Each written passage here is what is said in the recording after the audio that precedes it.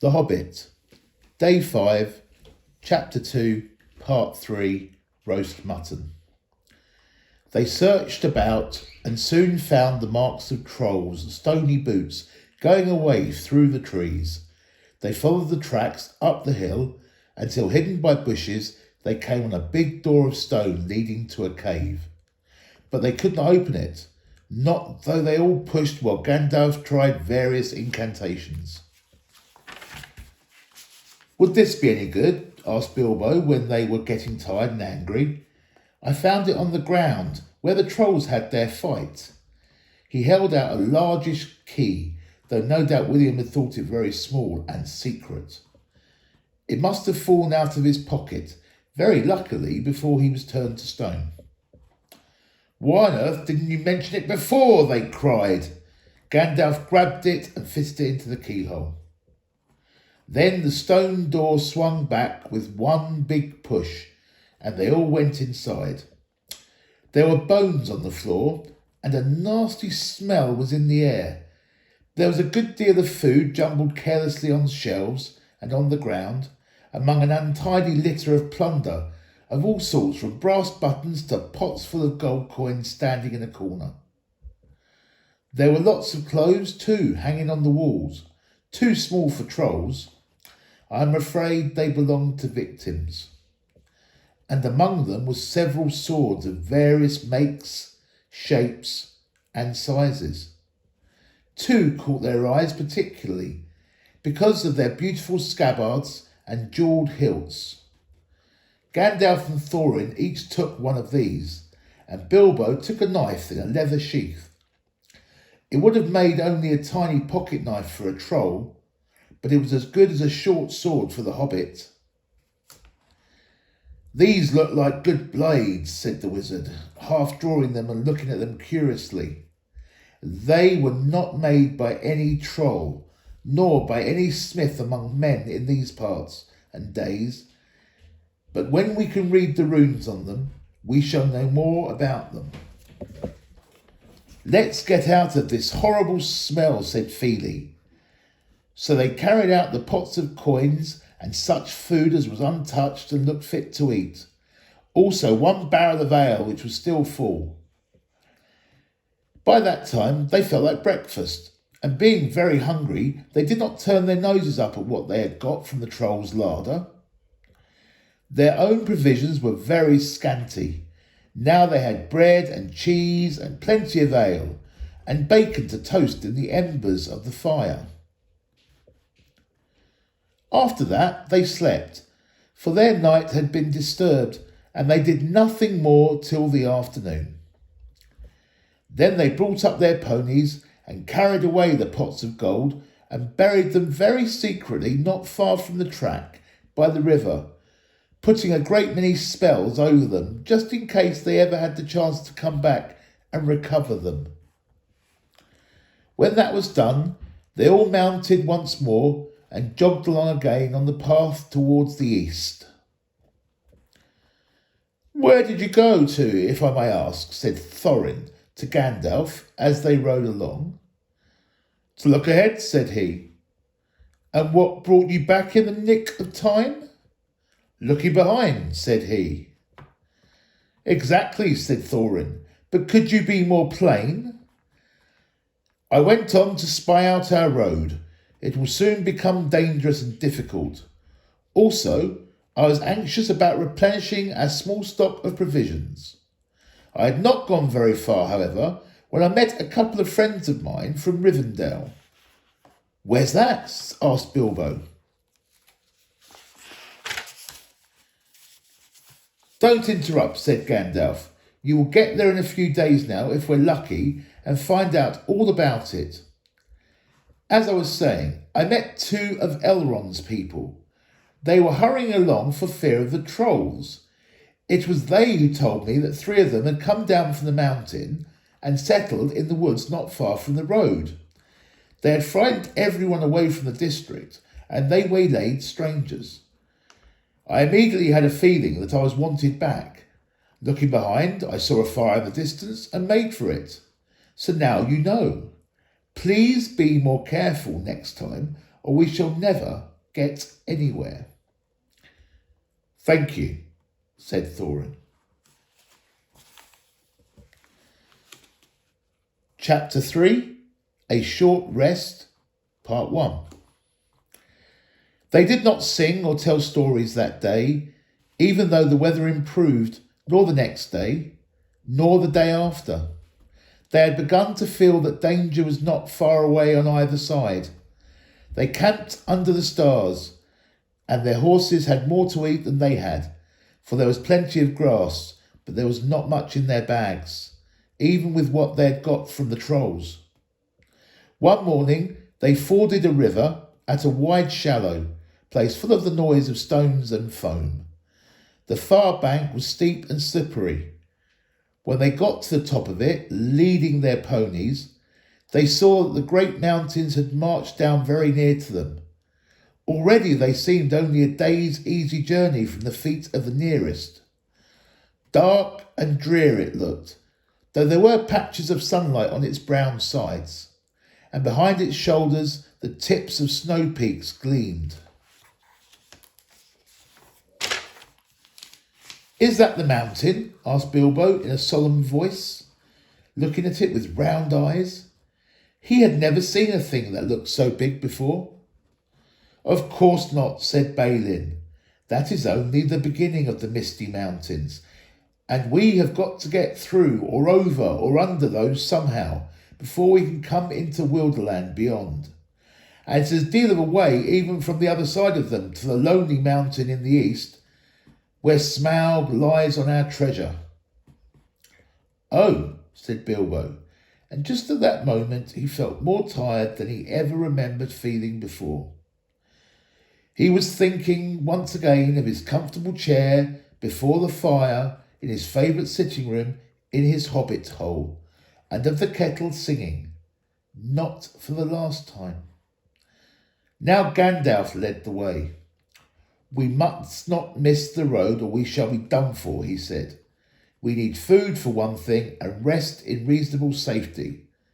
Also, it is very necessary to tackle the Misty Mountains by the proper path, or else you will get lost in them and have to come back and start at the beginning again, if you ever get back at all." They asked him where he was making for, and he answered, "You are come to the very edge of the wild. As some of you may know, hidden somewhere ahead of us is the fair valley of Rivendell, where Elrond lives, in the last homely house.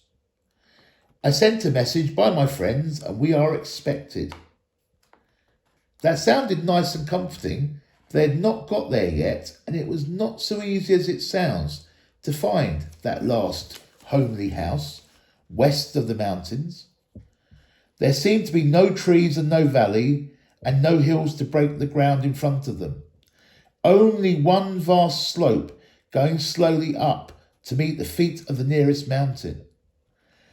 A wide land, the colour of heather and crumbling rock, with patches and slashes of green grass and moss green showing where water might be.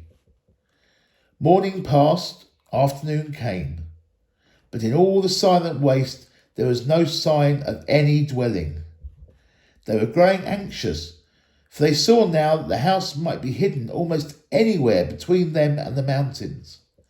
They came on unexpected valleys, narrow with steep sides that opened suddenly at their feet, and they looked down surprised to see trees below them and running water at the bottom.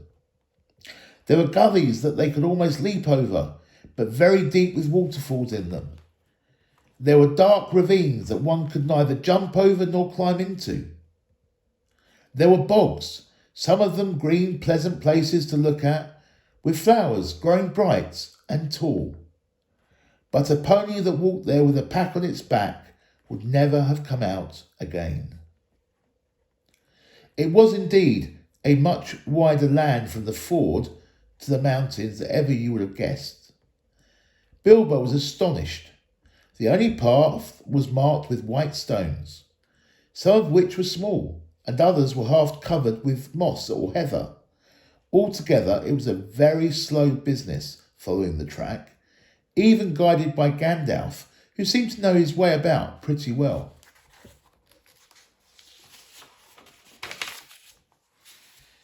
His head and beard wagged this way and that as he looked for the stones, and they followed his lead. But they seemed no nearer to the end of the search when the day began to fall. Tea time had long gone by, and it seemed supper time would soon do the same. There were moths fluttering about, and the light became very dim, for the moon had not risen. Bilbo's pony began to stumble over roots and stones. They came to the edge of a steep fall in the ground, so suddenly that Gandalf's horse nearly slipped down the slope. "Here it is at last," he called, and the others gathered round him and looked over the edge. They saw a valley far below. They could hear the voice of hurrying water in a rocky bed at the bottom. The scent of trees was in the air, and there was a light on the valley side across the water. Bilbo never forgot the way they slithered and slipped in the dusk down the steep, zigzag path into the secret valley of Rivendell. The air grew warmer as they got lower, and the smell of the pine trees made him drowsy, so that every now and again he nodded and nearly fell off, or bumped his nose on the pony's neck. Their spirits rose as they went down and down.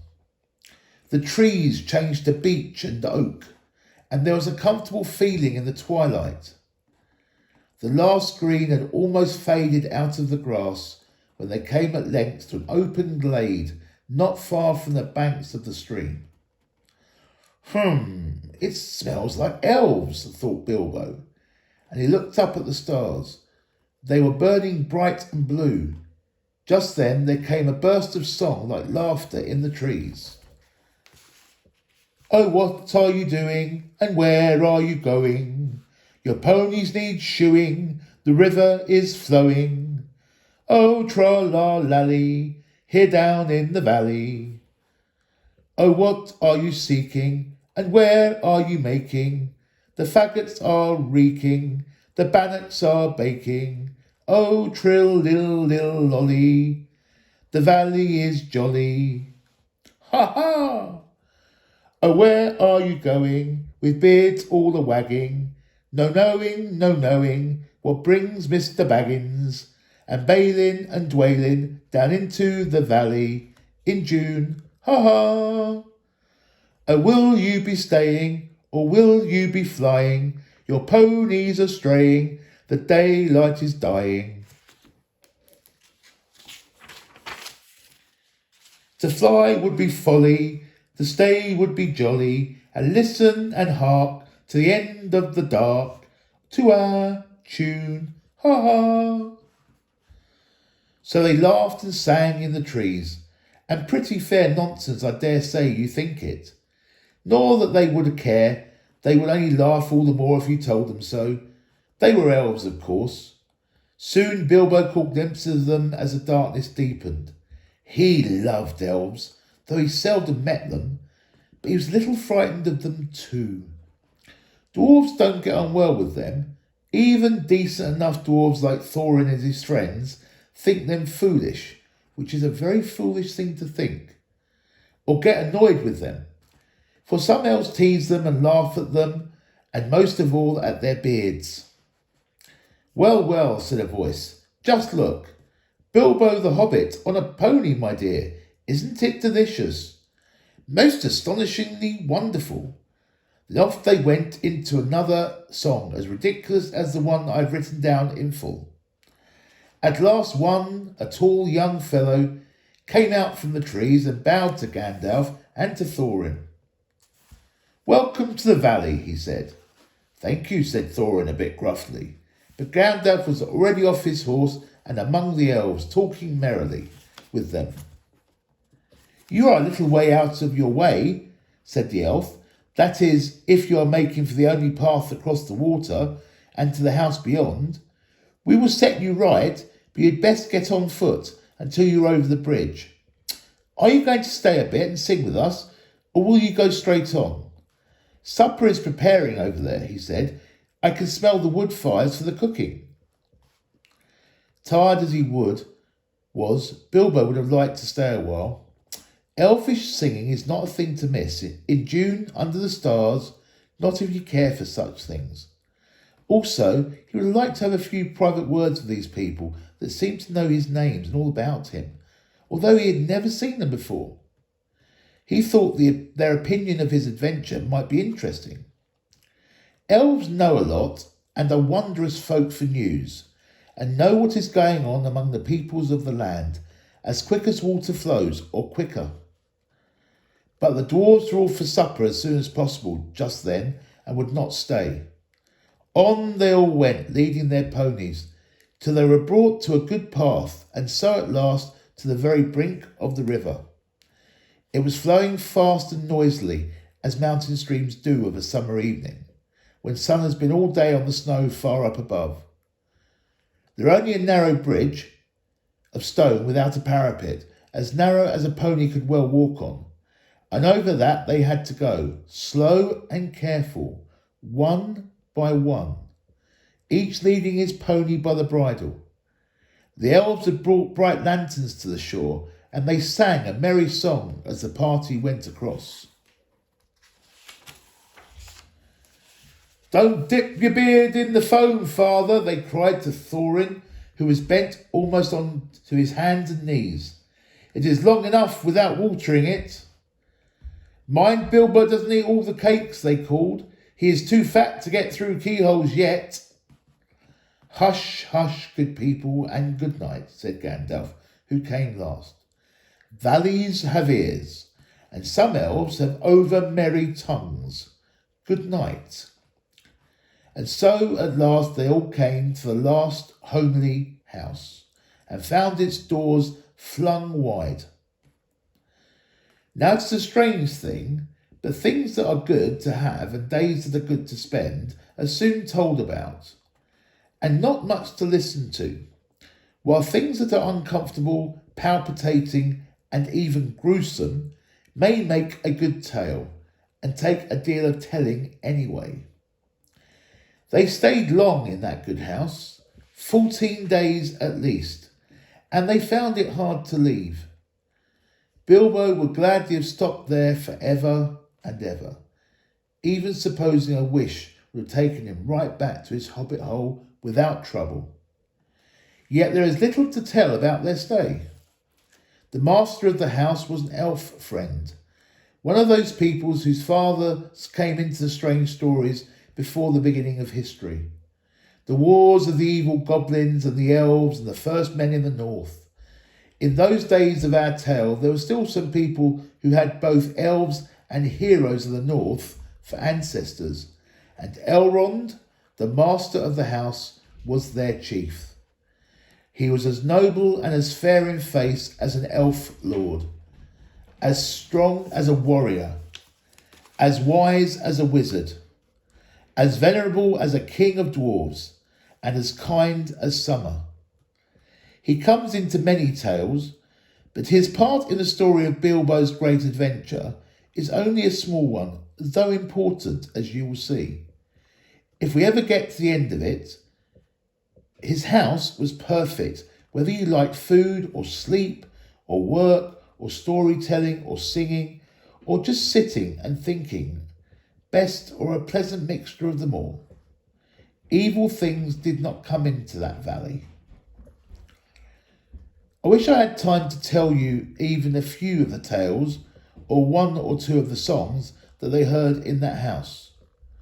All of them, the ponies did well, grew refreshed and strong in a few days. Their clothes were mended as well as their bruises, their tempers and their hopes. Their bags were filled with food and provisions, light to carry but strong to bring them over the mountain passes. Their plans were improved with the best advice. So the time came to Midsummer Eve, and they were to go on again, with the early sun on midsummer morning. Elrond knew all about runes of every kind. That day he looked at the swords they had brought from the troll's lair, and he said, "These are not troll make. They are old swords, very old swords of the high elves of the west, my kin. They were made in Gondolin for the Goblin Wars. They must have come from a dragon's horde or goblin plunder, for dragons and the goblins destroyed that city many ages ago. This, Thorin, the rune's name Orcrist, the goblin cleaver in the ancient tongue of Gondolin. It was a famous blade. This, Gandalf, was Glamdring, Foehammer, that the king of Gondolin once wore. Keep them well. Whence did the trolls get them, I wonder, said Thorin, looking at the sword with new interest. I could not say, said Elrond, but one may guess that your trolls had plundered other plunderers, or came on the remnants of old robberies in some hole in the mountains of old. I have heard that there are still forgotten treasures to be found in the deserted caverns of the mines of Moria, since the dwarf and goblin war. Thorin pondered these words. I will keep this sword in honour, he said. May it soon cleave goblins once again. A wish that is likely to be granted soon enough in the mountain, said Elrond. But show me your map. He took it and gazed long at it, and he shook his head. For if he did not altogether approve of dwarves and their love of gold, he hated dragons and their cruel wickedness, and he grieved to remember the ruin of the town of Dale, and its merry bells, and the burnt banks of the bright river running. The moon was shining in a broad silver crescent. He held up the map, and the white line shone through it. What is this? He said. There are moon letters here, beside the plain runes which say, 5 feet high the door, and 3 may walk abreast. What are moon letters? Said the Hobbit, full of excitement. He loved maps, as I've told you before, and he also liked runes and letters and cunning handwriting, though when he wrote himself it was a bit thin and spidery. Moon letters are rune letters, but you cannot see them, said Elrond. Not when you look straight at them. They can only be seen when the moon shines behind them, and what is more, with the more cunning sort, it must be a moon of the same shape and season as the day when they were written. The dwarves invented them and wrote them with silver pens, as your friends could tell you. These must have been written on a midsummer's eve in a crescent moon, a long while ago. What do they say? Asked Gandalf and Thorin together. A bit vexed, perhaps, that even Elrond should have found this out first, although really there had not been a chance before, and there would not have been another until goodness knows when. Stand by the grey stone when the thrush knocks, read Elrond, and the setting sun with the last light of Durin's day will shine upon the keyhole. Durin, said Thorin. He was the father of the fathers of the eldest race of dwarfs, the Longbeards, and my first ancestor. I am his heir. Then what is Durin's day? Asked Elrond. The first day of the dwarves' new year, said Thorin, is, as all should know, the first day of the last moon of autumn, on the threshold of winter. We still call it Durin's day, when the last moon of autumn and the sun are in the sky together. But this will not help us much, I fear, for it passes our skill in these days to guess when such a time will come again. That remains to be seen, said Gandalf. Is there any more writing? None to be seen by this moon, said Elrond, and he gave the map back to Thorin, and they went down to the water to see the elves dance and sing upon the midsummer's eve. The next morning was a midsummer's morning, as fair and as fresh as could be dreamt, blue sky and never a cloud, and the sun dancing on the water.